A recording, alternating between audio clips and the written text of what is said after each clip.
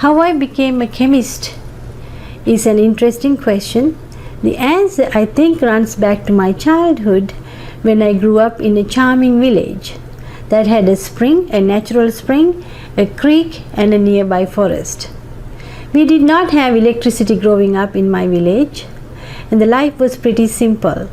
This simple way of life, I think, gave me a great opportunity to interact with my natural world. My friends and I would go to the forest to collect firewood, berries, and plants after school.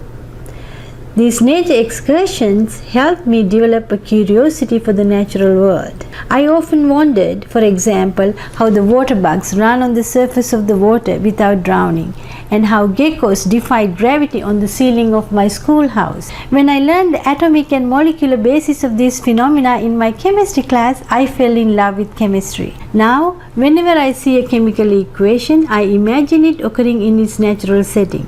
In ocean water, in a water puddle, in the sky, inside a plant or an animal cell, rather than in a test tube or a beaker in a laboratory. It gives me a feeling of connection to the subject that I love. I am thankful to my 6th grade science teacher who commended me for my observational skills. I think it is very important for students to know their small strengths, to nurture them daily, because skills build confidence. Before becoming a college professor, I worked as a quality assurance manager in the pharmaceutical industry.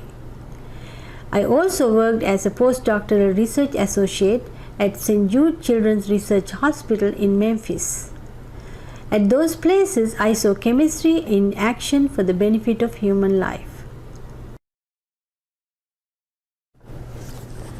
I think students can learn not only the subject matter but also useful life skills from their instructors. To that extent, I start each of my classes with a short period of focus training, a practice that is known to enhance the learning ability of the brain by making healthy biochemical pathways within us.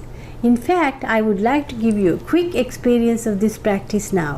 When I ring the bell, you are invited to follow the instructions until you hear the second bell. So let us begin.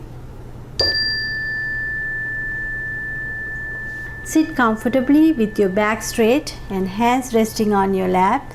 Soften your face, relax your shoulders. Place one of your hand on your abdomen. Tune into your breath. Close your eyes. Feel the rise and fall of your breath.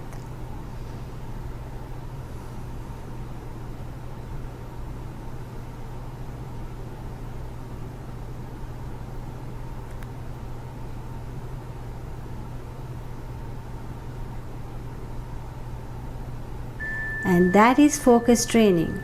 I think our brains are now ready to discuss chemistry and stoichiometry.